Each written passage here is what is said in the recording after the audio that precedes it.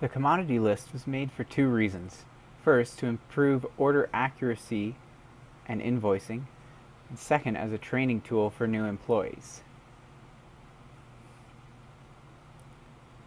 I have it bookmarked here under Ontario orders, along with a bunch of other Ontario order related book links. I highly recommend organizing your own Chrome browser in a similar fashion. So I'm going to open up the commodity list. Now let me introduce the columns. Right now they're all displaying. On the left hand side we have units per pallet. So this would be the total that goes on a pallet. You have the tie and the tier, which is how many on a layer and how tall. And then we have a column for special configurations. In this case, it says we can do 100 on a pallet instead of 80. And this tries to capture any exceptions to this standard rule. Next, we have a shelf life. We have availability in Canada or availability from the US. We have the size specification, so if there's a length or a diameter or any other specification for that commodity.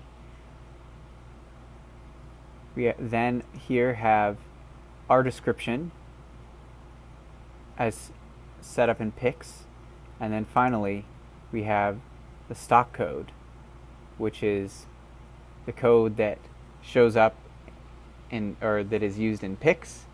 It's what production is going to post the order. It's what the order desk is going to put in the sales order. So the stock code is the most important part of our commodity in regards to the way sales, order desk, and production all interact. All three of those teams need to be on the same page about what stock code gets used for any given order. Now let me quickly show you how this works, because first I want to show you how to look up a stock code. So if you hit Control F, standing for Control Find, then you can type in a stock code. So if I type C50GR, then it shows, and it pulls it up, and I can look up any size specification. So this would be useful if you wanted to look up any of this information for a certain stock code and you already knew the stock code. You can also search, just say Mexican. If you want to find any of your products that are from Mexico, it tells you that there's 8 total, and you can just flip through and find all those stock codes. Today we used it with Kamel. He wanted to find out what the 50-pound knife field code was for Mexican carrots, and we were able to find it. And it's right here.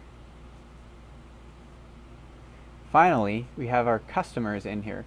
I'm going to go ahead and hide some of these columns that I don't need. So I'm going to hide from here to here, and that makes it a little easier to see. So now I'm going to search customers. So let's say I'm going to search Loblaws. Loblaws puts a lot of orders through iTrade, and they have their own descriptions that we then have to match up to our stock code. So now I have Loblaws found here. I'm going to organize the sheet A to Z.